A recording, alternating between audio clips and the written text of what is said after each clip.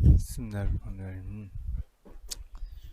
একাদশ শ্রেণীর ছাত্রছাত্রীবৃন্দ, আসসালামু আলাইকুম।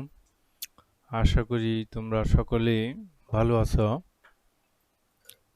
গত একটা ক্লাস নিয়েছি, আশা করি তোমরা দেখেছ। সেখানে আদেশ উপদেশমূলক অনেক কথাই বলেছি যে লেখাপড়ার প্রতি আন্তরিক হও, তাহলে ভালো করতে পারবে।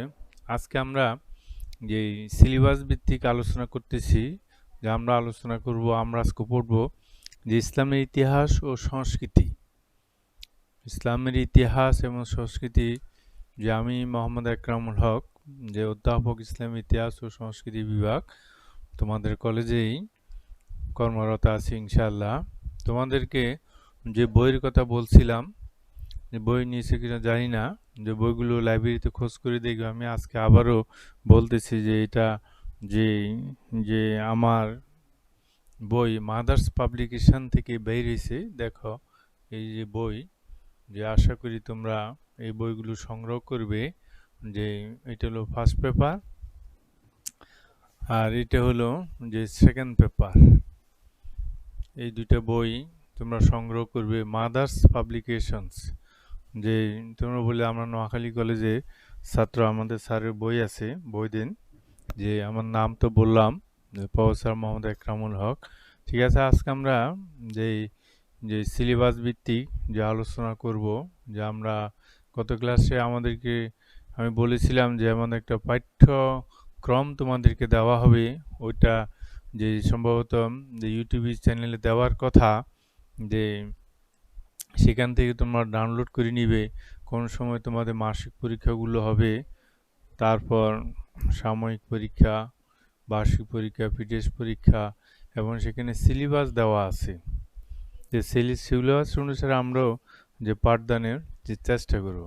যাই হোক, আজ আমরা আলোচনা করব ইসলাম ইতিহাস এবং সংস্কৃতি। এটা শুরু হচ্ছে, তোমরা জানো বা আমরা পড়ে আসছি নিচের ক্লাসও, আমাদের শেষ নবী হজরত মোহাম্মদ সাল্লাল্লাহু আলাইহি সাল্লামের যে আগমনের পূর্ব থেকে, যেটাকে যে পাক ইসলামী যুগ বলা হয়ে থাকে বা আয়ামে জাহিলিয়াতের যুগ বলা হয়ে থাকে, সেটা সাধারণত মতপার্থক্য থাকলেও যে নবীজি আগমনে 100 বছর পূর্বের সময়টাকে আইএমএ জাহিলিয়ার যুগ বলা হয়। উনার জন্ম হলো 570 খ্রিস্টাব্দে, আর যদি 100 বছর আমরা পিছনে যাই তাহলে 470 খ্রিস্টাব্দে। এটাকে সাধারণত আইএমএ জাহিলিয়ার যুগ বলা হয়। এই সময় থেকে শুরু করে তোমাদের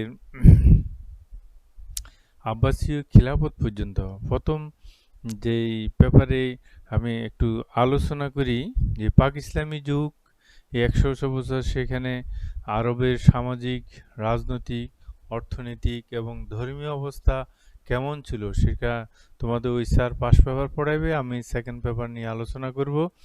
দেন তো পাস পেপারে আলোচনা বা পাস পেপারে যে উমাইয়া খিলাফতের সময় আমাদের ভারত উপমহাদেশে যে ইসলামের আগমন আসে, সেজন্য তার একটা পিছন থেকে যে সামারি আমি দিয়ে যাব, যে কখন থেকে আমাদের ইসলামী ইতিহাসটা শুরু হলো এবং কখন আমরা ভারতবর্ষে আসি, ভারতবর্ষে ইসলাম আসে বা মুসলমানেরা আসে। নবীজি আসছেন 570 খ্রিস্টাব্দে।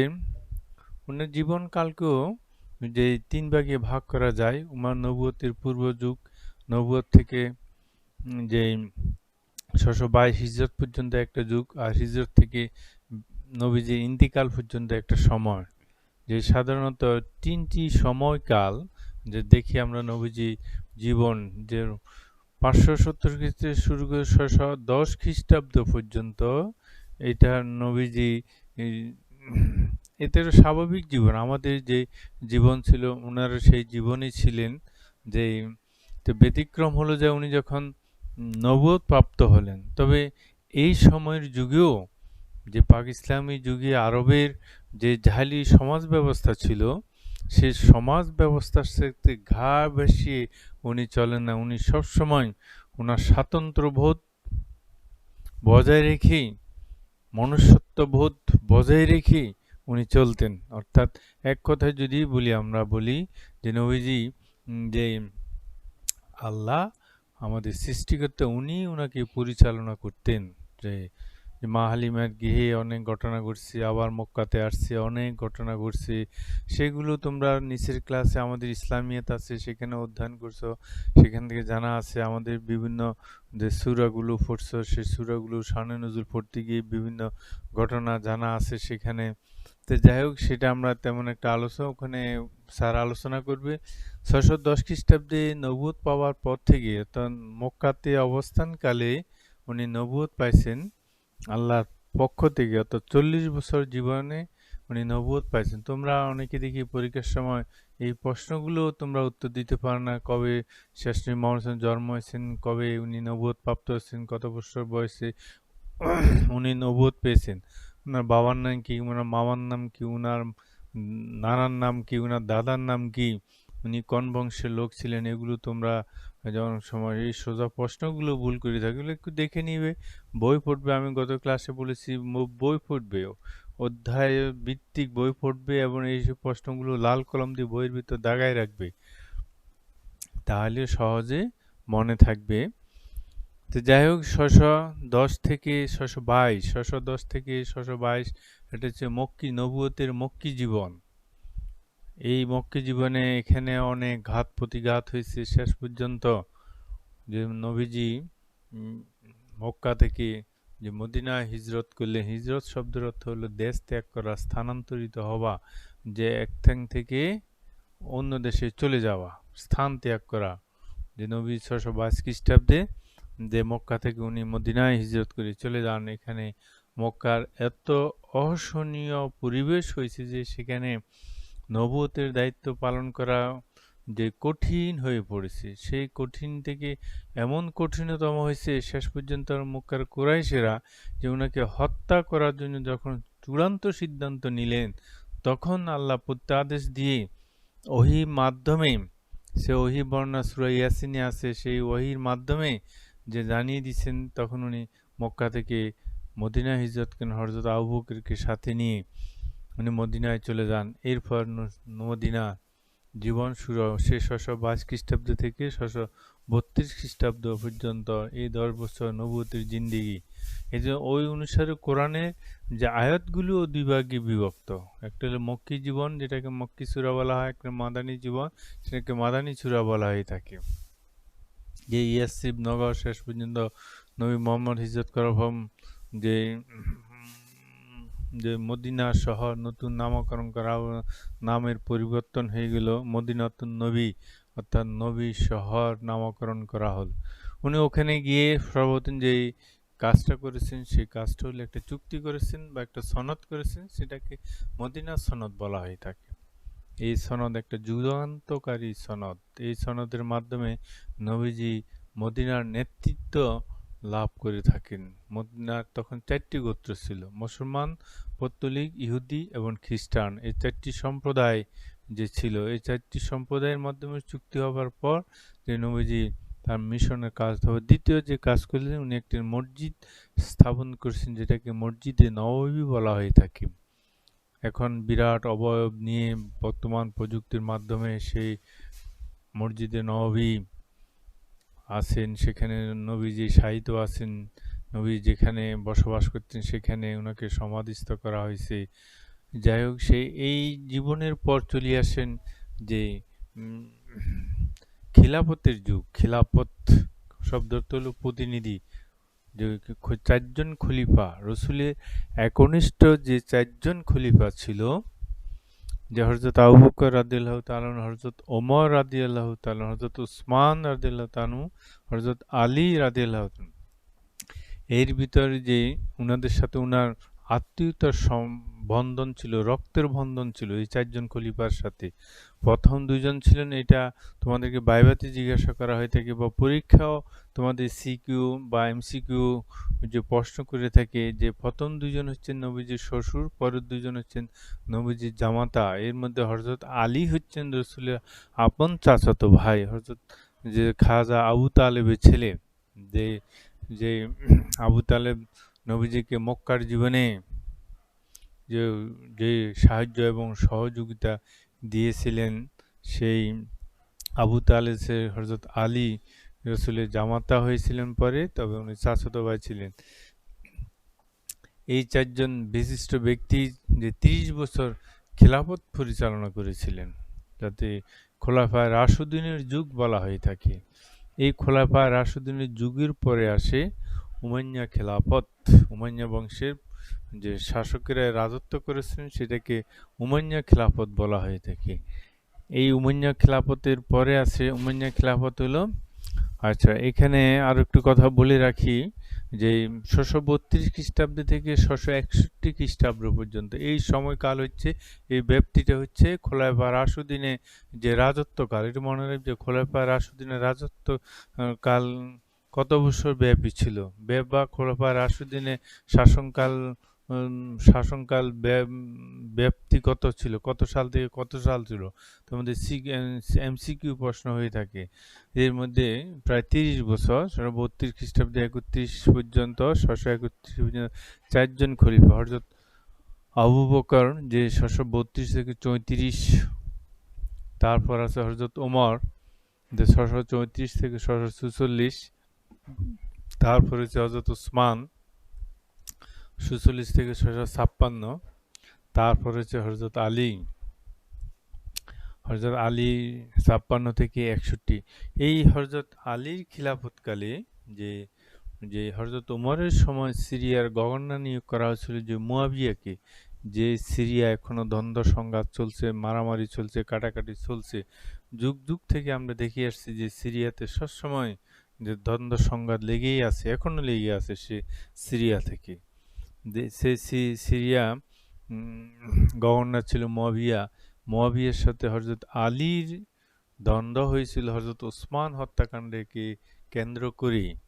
এই কেন্দ্র করেই শেষ পর্যন্ত উভয়ের মাধ্যমে যুদ্ধ হয়। যুদ্ধ থেকে হযরত আলীর পক্ষ ত্যাগ করে একটা দল চলে যায়, যেটাকে খারিজি সম্প্রদায় বলা হয়ে থাকে। ইসলামের প্রথম রাজনৈতিক সম্প্রদায় হচ্ছে খারিজি সম্প্রদায়। খারাজ অর্থাৎ ইসলাম থেকে তারা খারাজ হয়ে গেছে, অর্থাৎ ইসলাম থেকে তারা বের হয়ে গেছে, ইসলাম থেকে তারা ত্যাগ করেছে। আব্দুল্লাহ ইবনে ওয়াহাবের নেতৃত্বে সে খারিজি সম্প্রদায় বের হয়ে, ইসলামের প্রথম রাজনৈতিক সম্প্রদায় হচ্ছে এই খারিজি সম্প্রদায়। ৬৫৭ খ্রিস্টাব্দে সিফফেনের রণপ্রান্ত থেকে তারা বেরিয়ে যায়। এটা খারিজি সম্প্রদায় হিসেবে পরিচিত ছিল। এইটাকে কেন্দ্র করে সেখানে একটা দুমার মীমাংসা বলে, যে দুইজনের ভিতর দ্বন্দ্ব হচ্ছে কেন, এত বিরোধিতা কেন। হযরত আলী রাসূলের একনিষ্ঠ সাহাবী ছিলেন, জামাতা ছিলেন, ইসলামের জন্য জীবন উৎসর্গ করেছেন। হযরত মুয়াবিয়া অবশ্য ইসলামে মক্কা বিজয়ের পরে উনি ইসলাম ধর্ম গ্রহণ করেছিলেন, তবে রাসূলের খুবই নিকটতম সাহাবী ছিলেন। কিন্তু তারপরও কেন দ্বন্দ্ব হলো হযরত উসমান হত্যাকাণ্ডকে কেন্দ্র করে। যে যাই হোক, এই যে হযরত উসমান এই কেন্দ্র করে খারিজি সম্প্রদায় বেরিয়ে গেল, তারাই বলতেছে যে যে হযরত আলী, মুয়াবিয়া এবং আমর ইবনুল আল আস, আবু মুসা আল আশারি, এই এই বিশিষ্ট ব্যক্তি দুইজনের যুদ্ধের ভিতরে নিয়োগ করা হয়েছিল যে একটা সালিসি বৈঠক হবে, সেটাকে দুমার মীমাংসা বলে। সেই মীমাংসা যে হযরত আলীর পক্ষে ছিল আবু মুসা আল আশারি, আর হযরত মুয়াবিয়ার পক্ষে ছিল আমর ইবনুল আল আস। এই দুইজনের ভিতরে, কিন্তু সেই দুইজনের ভিতরে যে এইটাকে অমীমাংসিত থেকে গেল, তখন তারা যে বলছে যে খিলাফতের দায়িত্ব থেকে দুইজনকে যে অপসারণ করা হবে। এটা আবু মুসা আল আশারি আসি বলে দিলেন, কিন্তু আমর ইবনুল আল আস আসি বললেন যে না, খিলাফতের সাথে হযরত আলীকে খিলাফতের দায়িত্বকে অব্যাহতি দেওয়া হলো, মুয়াবিয়াকে রাখা হলো। এই কথা বলার পরপরই সেখানে গোলযোগ হয়। সেই গোলযোগ থেকে আব্দুল্লাহ ইবনে ওয়াহাবের নেতৃত্বে ১২,০০০ সৈন্য হযরত আলীর পক্ষ ত্যাগ করে। এরাই ইসলামের ইতিহাসে খারিজি সম্প্রদায় হিসেবে, এক কথায় যে খারিজি কারা, সিফফিনের দুমার মীমাংসা থেকে আব্দুল্লাহ ইবনে ওয়াহাবের নেতৃত্বে যে ১২,০০০ সৈন্য বেরিয়ে যায়, তারা ইসলামের ইতিহাসে খারিজি সম্প্রদায় হিসেবে পরিচিত। তাদের রাজনৈতিক দর্শন ছিল, তাদের ধর্মীয় দর্শন ছিল। পরবর্তী পর্যায়ে তারা যে হযরত উসমানীয় খিলাফতকালে অনেক তারা সংগ্রাম, অনেক তাদের অধিকারের জন্য আন্দোলন সংগ্রাম করেছিল, কিন্তু পরবর্তী পর্যায়ে যে আব্বাসীয়দের সময় তারা করেছিল। এখন তেমন একটা খারিজিদের অস্তিত্ব নাই পৃথিবীব্যাপী। এখন পৃথিবী ব্যাপী হচ্ছে সেই যে ওহাবি, তারপর সুন্নি, যে শিয়া সম্প্রদায়, তারপর আছে এখন বিভিন্ন দেশে বিভিন্ন সম্প্রদায় এখন বেরিয়ে গেছে, কাদিয়ানি সম্প্রদায়, তারপর মুতাজিলা, মুরজিয়া, সে যে সম্প্রদায় এখন আছে, আবার মাজার, মাজার একদল মাজারি পূজারী আছে, আবার মাইজ ভান্ডার আছে, খাজা মাইউদ্দিন চিশতি অনুসারী আছে, বড় পীর হযরত আব্দুল কাদের জিলানী অনুসারী আছে। এক একটা দিকে এখন অনেকগুলো ইয়া হয়ে গেছে।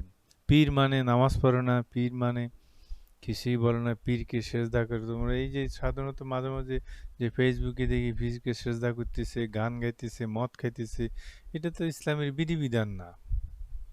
যাই হোক, তোমরা এগুলো ত্যাগ করে সঙ্গতে, কোনো পীরের দরকার নেই। যে এই কথা প্রসঙ্গে আসছি, বলতেছি আল্লাহ আছে, নবীজি আছে, কোরআন আছে, হাদিস আছে পৃথিবীতে। পড়ালেখা করো, আল্লাহকে জানতে পারবে, নবীজিকে জানতে পারবে। যে কোরআন পড়ো, আল্লাহর পরিচয় জানবে, নবীজির পরিচয় জানবে।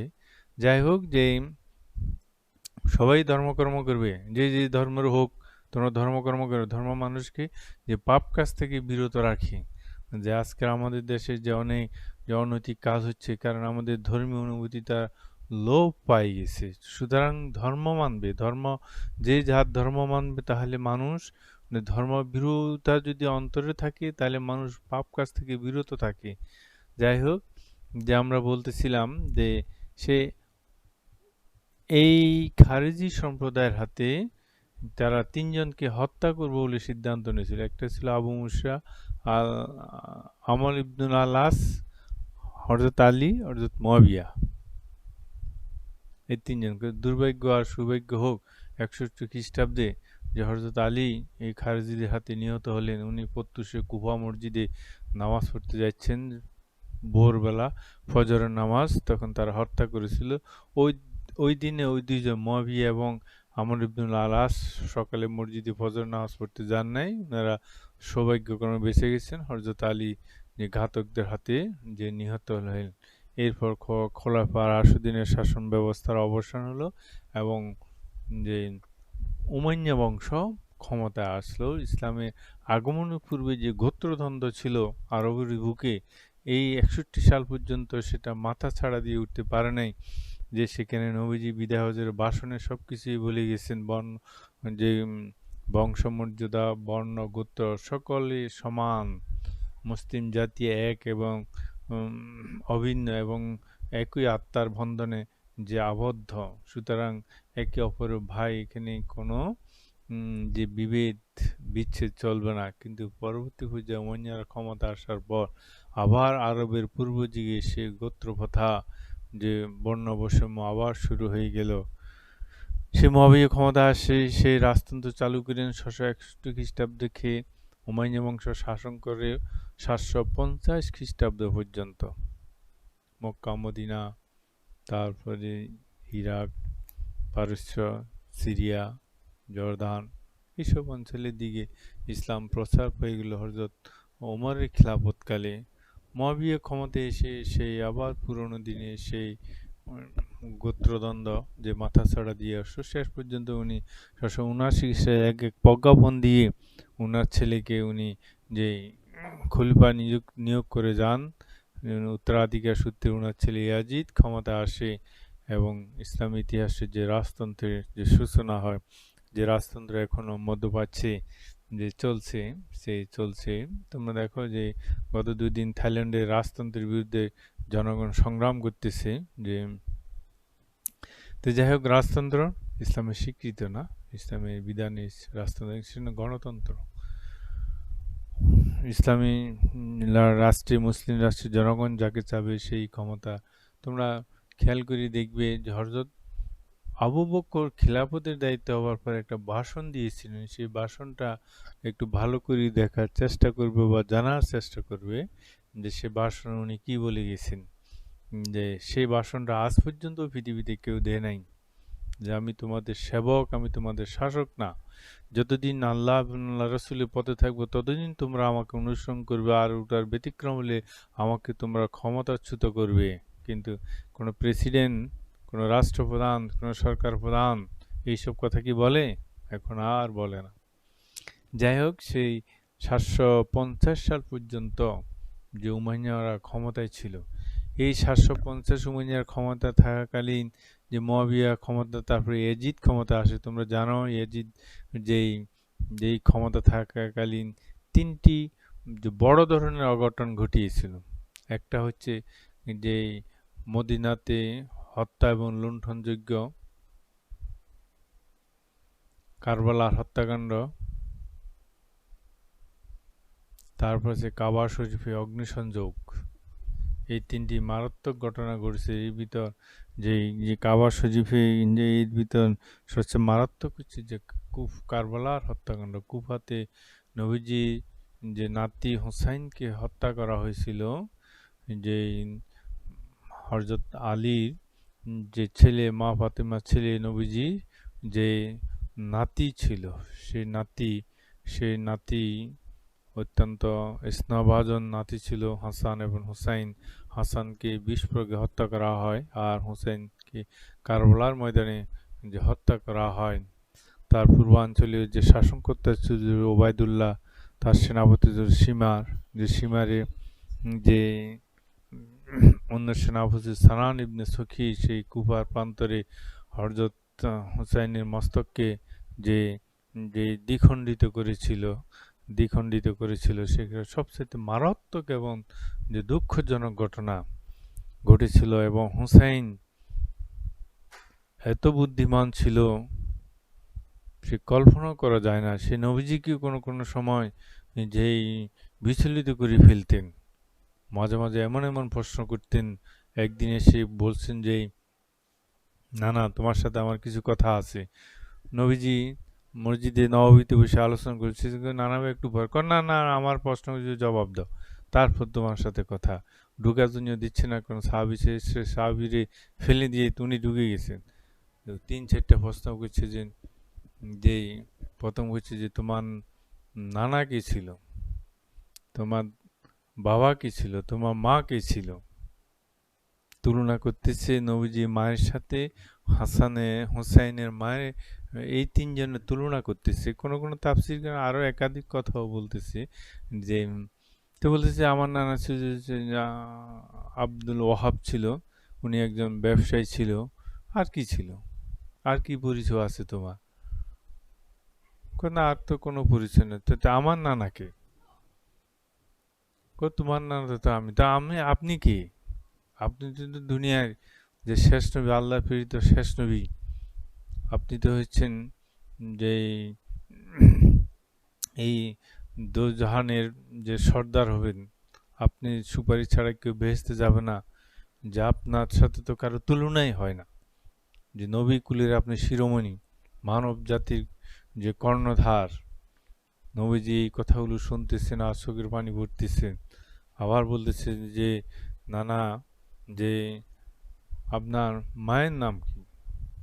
আমার নাম হচ্ছে, মায়ের নাম হচ্ছে বিবি আমেনা। উনি আর কে ছিলেন? আমি তো আর জানি না, আমি তো জন্মের কিছুদিন পরে যে আমি মাহালিমার গেলা ওখান থেকে আসি, নানার কবর জিয়ারত করতে গিয়ে আবার সেই মারাই গেল।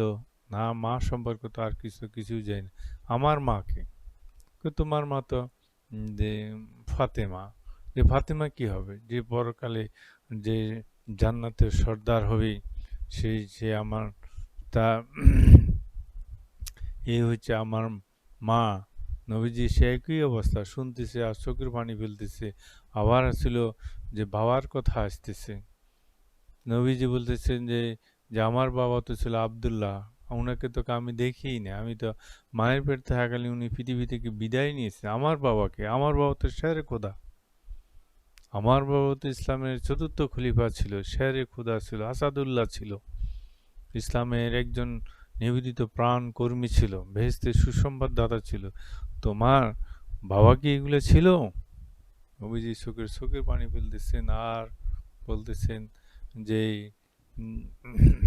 হ্যাঁ, জি জি, এই সব প্রশ্নগুলো যে করতেন। আর আরেকদিন আরো একটা ঘটনা প্রসঙ্গে আসতেছে, বলতেছি এগুলো। তোমরা দেখো এখন যে আমাদের ইউটিউব চ্যানেলে বিভিন্ন আমাদের ইসলামী স্কলাররা আছে, তারা বিভিন্ন বাউন্ডারির উপর কথা বলে, এগুলো শুনিও। শরীরে মন শীতল হবে, আল্লাহর প্রতি বিশ্বস্ততা বাড়বে। আর একদিন বলছে যে নবীজি সে ওনার সাহাবায়ে কেরামদের প্রশিক্ষণ দিচ্ছেন, আলোচনা করতেছে, এমন সময় আসি বলছে যে যে না না, এই আপনার এখানে যে একটা লোক দেখা যাচ্ছে উনাকে তো কোনোদিন দেখি নাই আর। তো বলতেছে উনি যে মেহমান, উনি আমাদের মেহমান। মেহমান কেমন মেহমান? মেহমান আসলে যে কিছু নিয়ে আসে না, বেড়ে বেড়ে তো আসলে ওই কিছু তো উনি তো কিছু আনেন নাই, উনি তো কিপটা না। এখন নবীজি বলতেছে যে তখন বলতেছে যে সেই মেহমানটা ছিল হযরত জিবরাইল আমিন ফেরেশতা ছিল। নবীজি প্রশিক্ষণ দিচ্ছেন সেই সাহাবায়ে কেরামদেরকে, সেটা উনিও সেখানে যে অংশগ্রহণ করছেন। তখন আল্লাহ যে হে জিবরাইল, তুমি যে আমার দোস্তের নাতি হোসাইনের কাছে আজকে ধরা খাইছে, হ্যাঁ? ঠিক আছে। তো আল্লাহ তাআলা বেহেশত থেকে আঙ্গুর পাঠিয়ে দিয়েছে। আঙ্গুর এবার পকেট থেকে বাইর কইরা আঙ্গুর দিতেছে। দিতে বলতেছে ওমা, তো বলতেছে ধরেন, তো বলছে যে আপনি তো মহাকিপটা, আপনি তো যে ফল আনিয়ে আপনি আমাদেরকে দিচ্ছেন না, পকেটে রেখে দিতেছে, আপনি বলার পর দিচ্ছেন না, আপনি তো মহাকিপটা। তো বলছে কারণ না, আগে তো মেহমান খাবে, এখন ফেরেশতাদের কি খাওয়া দাওয়া আছে? নবীজি মুসিব হাসতেছেন এই যে হুসাইনের এইসব বুদ্ধি দেখে, এইসব কথাবার্তা শুনে। জিবরাইল আমিন ফেরেশতা কি ধরা পড়লো? কারণ ফেরেশতা তো খেতে পারে না। এই এরকম বুদ্ধিমান ছিল হুসাইন, কিন্তু সৌভাগ্য না দুর্ভাগ্য, আল্লাহই ভালো জানে, অনলি গড নোজ, আল্লাহই ভালো জানেন সে হুসাইনকে যেই কারবালার ময়দানে যে শহীদ হতে হয়েছে, সেই শহীদের মূল কারণ হচ্ছে আজকে আমরা আমাদের দেশে বা বিশ্বে যেগুলো হয়ে থাকে তাজিয়া মিছিল, এই মিছিল সেই মিছিল, এগুলো কিচ্ছু না, এগুলো কোনো বিধিবিধান না। বিধিবিধান একটাই ছিল, সেখানে হচ্ছে যে হযরত হুসাইন কি জন্য প্রাণ দিচ্ছেন? ইসলামের গণতন্ত্রের জন্য। উনি যদি যে এজিদকে স্বীকার করি নে, তাহলে রাজতন্ত্র স্বীকৃতি পেয়ে যাব। উনি বলছেন যে আমি আমার নানার অনুসৃত নীতি থেকে এক চুল পরিমাণ বিচ্যুত হব না, আমার এতে আমার গর্দান যাক বা থাক, ইসলামের গণতন্ত্র অটুট থাকবে। এটাই হলো আমাদের কাজী নজরুল ইসলাম জাতীয় উদ্যাহ, কাজী নজরুল উন্নত মমশি শির উঠে থাকে, শির একমাত্র আল্লাহর কাছে, নতবা আর কারো কাছে হবে না, নত হবে না। তোমরা ওনার বিদ্রোহী কবিতাটা পড়ি দেখিও, বা কেউ আবৃত্তি করলে পড়ি দেখিও, এখনো সেই কি জাতি কি লেখা লিখছে সেই নজরুলের সেই বিদ্রোহী কবিতা। তো যাই হোক, সেই সেই উন্নত মমশির জাতি আমরা, আমরা যে শির উন্নত করতে পারি না কারো কাছে, সেই হোসেনও একই কথা বলছে। আবার কারবালা মীর মোশাররফ হোসেনের কারবালার পর আছে, সে আবার বিষাদ সিন্ধু লিখেছে। বিষাদ সিন্ধু লিখছে যে ঘটনা তো সত্য, এটা ঠিক আছে। উনি লিখতে গিয়ে ওনার আবেগ অনুভূতি সাহিত্যিক কবি ভাব দিয়ে উনি আরো একটু ভারী কিছু ঘটনা, এমনও কিছু সংযোজন বিয়োজন করেছে। তো আমাদের ইতিহাস তো আছে, নবীজি ভবিষ্যৎবাণী করে গেছেন যে আমার যে ইন্তিকালের পরে 30 বছর খেলাফত চলবে, আর আমার এই দুই নাতি, একজন 20 বছর হত্যা করা হবে, একজনকে হত্যা করা হবে। ইসলামের জন্য তারা জীবন জীবন দিয়ে যাবে, জীবন উৎসর্গ করবে, তাদের জীবন ইসলামের মতে যাবে। নবীজি বলেই গেছেন জীবনোদ্দশায়। আমরা তাই দেখি নবীজি ইন্তিকালের পর 30 বছর খেলাফত চলছে, আর নবীজির দুই নাতি ঠিকই, একজনকে যে 20 বর্গে হত্যা করা হলো, আরেকজন কারবালার ময়দানে সেই তার শিশু বাচ্চাকে পর্যন্ত পানি থেকে বঞ্চিত করে যে হত্যা করা হলো, সেই নৃশংস হত্যাকাণ্ড, সেই হত্যাকাণ্ড যে এখনো পৃথিবীর যারা যে ইসলাম ধর্ম অনুসারী তাদেরকে এখনো আঘাত করে, সেই তিনটি ঘটনা ইতিহাসে একটা কালো অধ্যায় আছে। সেই থেকে শুরু করে 680 থেকে 685 সাল পর্যন্ত এই 5 বছরে তিনজন শাসক ক্ষমতা আসে, ইয়াজিদ, মারওয়ান, তারপরে আছে তারপরে ছিল দ্বিতীয় মুয়াবিয়া। কিন্তু এই যে হত্যাকাণ্ড সংঘটিত হলো এখানে, যে মুসলিম বা তৎকালীন যে মুসলিম সাম্রাজ্য যারা, তারা খুবই ব্যথিত হয়েছে, তারা এইসব শাসককে তারা মেনে নিতে পারে নাই। এরপরে আছে মারওয়ানের ছেলে আব্দুল মালিক বিন মারওয়ান। আব্দুল মালিক ক্ষমতায় এসে উনি মুসলিম খিলাফতকে যতটুকু বিস্তৃত সেখানে একটা যে স্থিতিশীলতা নিয়ে আসেন, স্থায়িত্বটা নিয়ে আসেন, নিয়ে আসে উনি আরব জাতীয়তার কথা বলছেন, আরবি ভাষা উন্নতি করছেন, আরবি মুদ্রা চালু করছেন, তারপরে আরবিকে রাষ্ট্রভাষা করেছেন। তারপর স্থিতিশীলতা আসার পরেই তার ছিল ওয়ালিদ ক্ষমতা আসে ৬০৫ খ্রিস্টাব্দে।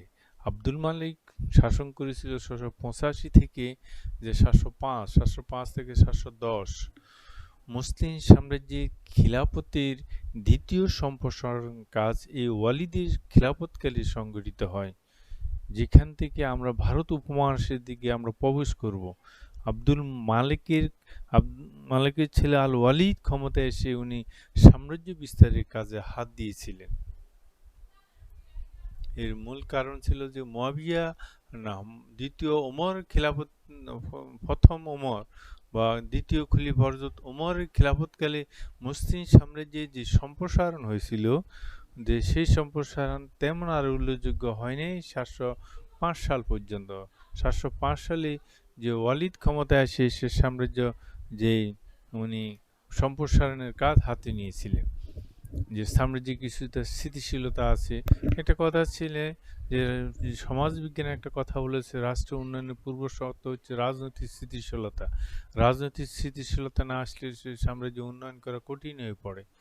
সেই সাম্রাজ্য বিস্তার একই কথা, আভ্যন্তরীণ গোলযোগ মোকাবেলা করবে না ভবিষ্যৎ রাজ্য সম্প্রসারণ। তোমরা ইউরোপের ইতিহাস যদি পড়তে যাও সেখানে দেখা যাচ্ছে যে যেই যে ওই যে একদিকে সম্রাট ব্যস্ত আছে, অন্যদিকে অন্যরা বিদ্রোহ করে বসছে, তখন সেই তাদেরকে সে অবরোধ তুলে বা সেখানে যুদ্ধ বন্ধ করে নিজের আভ্যন্তরীণ গোলযোগ আরও ফিরে আসে। যারা ইতিহাস পড়তে যাও এখানে তোমাদের কম পাবে, যে ভারতবর্ষ কিছুটা পাবে, যে তবে ইসলামের ইতিহাস বা ইতিহাসের উপর যখন অনার্স পড়তে যাবে তখন সেখানে তোমরা বিস্তারিত পাবে।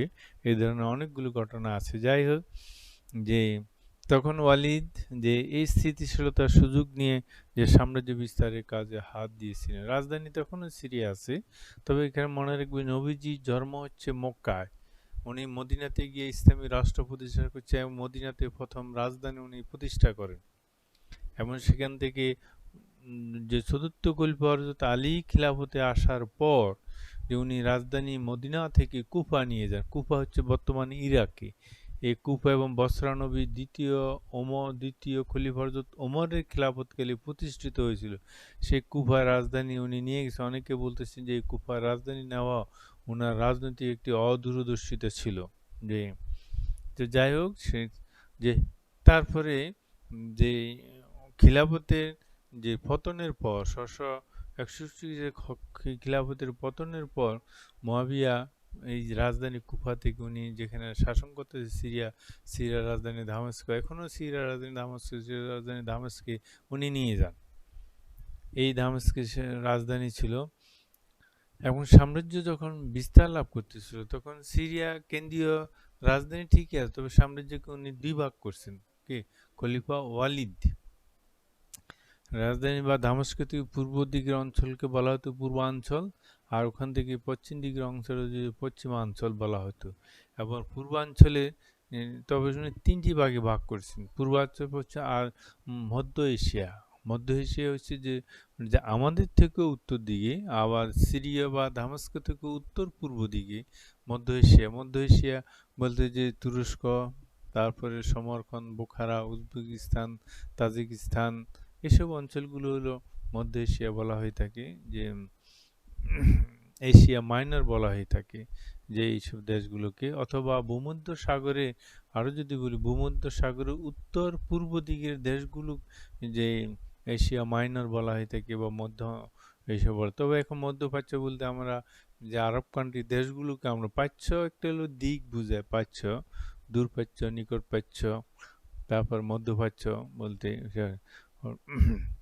তা যাই হোক, যে যে যে আমরা বলতেছিলাম যে এই তিনটি ভাগে ভাগ করে এই তিনটি অঞ্চলে তিনজন ওই যে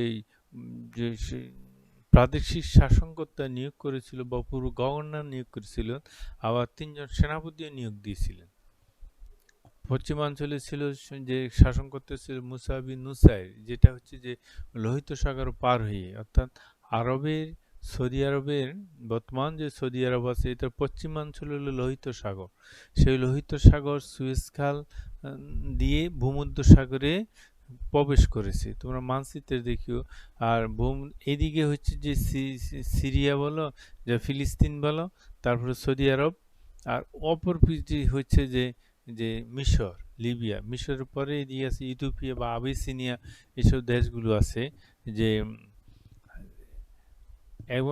এখন এই লোহিত সাগর পার হয়ে বা সুয়েজ খাল পার হয়ে অথবা নীলনদ পার হইলে যে মিশর হইয়া যে পশ্চিম দিকে যে অর্থাৎ আফ্রিকা মহাদেশে যে পশ্চিম উত্তরাঞ্চলের দেশগুলো, আবার যদি বলি স্পেসিফিক ভূমধ্য সাগরে যে দক্ষিণ তীর, আর আফ্রিকা মহাদেশে যে যে পূর্ব অংশ, যে উত্তর অংশ, পূর্ব না উত্তর অংশ, এটাকে ইফ্রিকা বা নর্থ আফ্রিকা বলা হতো।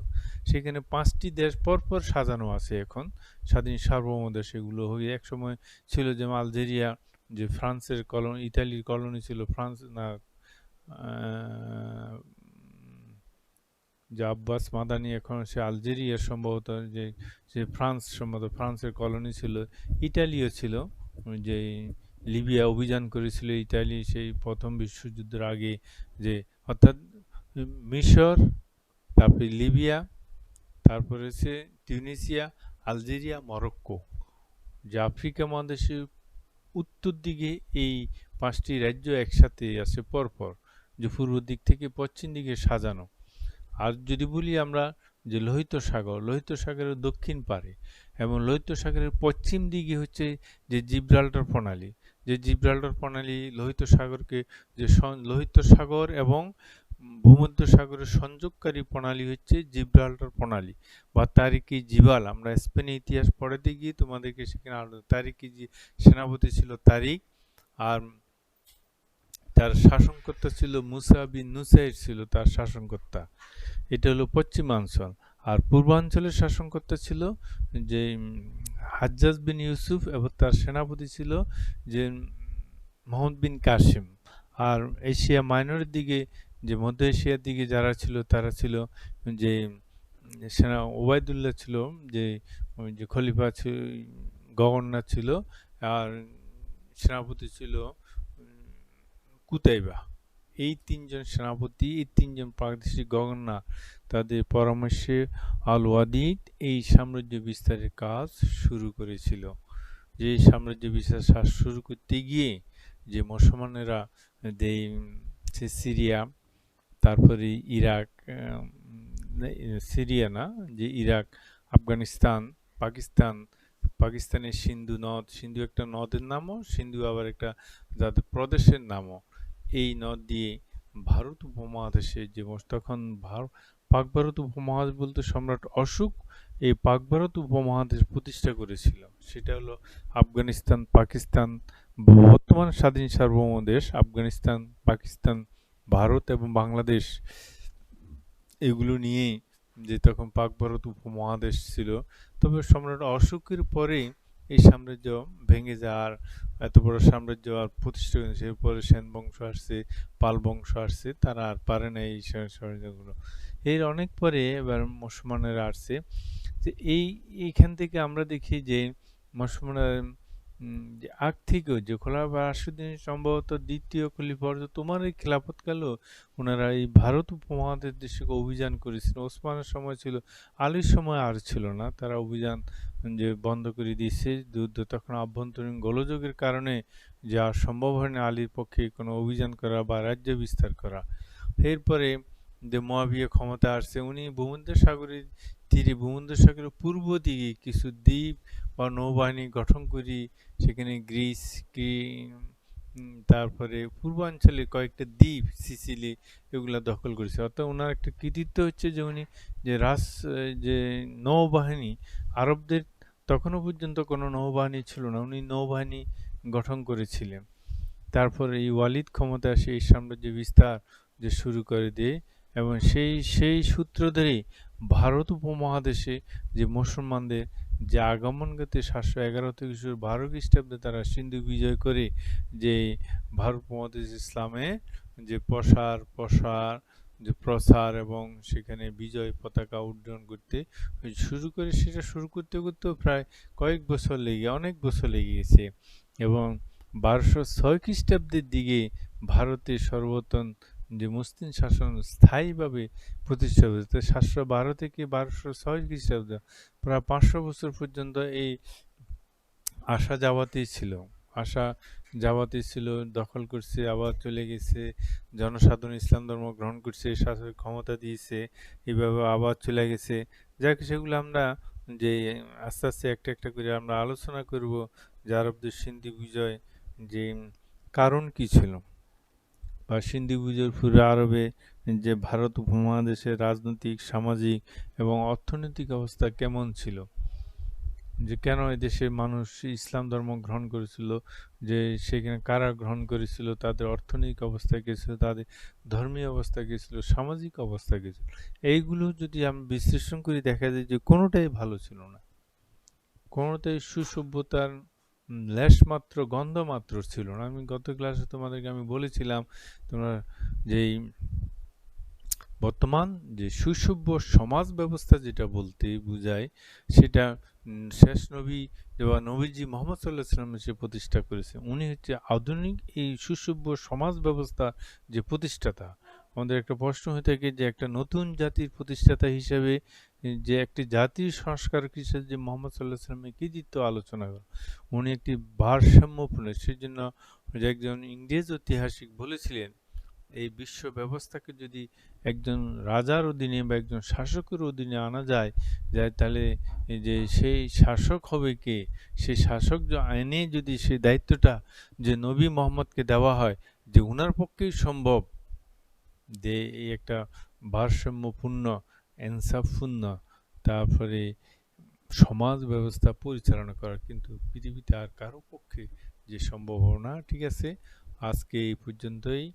যে এখানে আমরা ভারতবর্ষে প্রবেশ করলাম, যে তারপরে গিয়ে আমরা ভারতবর্ষে প্রবেশের কারণ কি, আগমনের কি ছিল, এগুলো নিয়ে আমরা যে পরে আরো বিস্তারিত যে আলোচনা করব। সকলেই ভালো থাকো। যে আল্লাহ হাফেজ।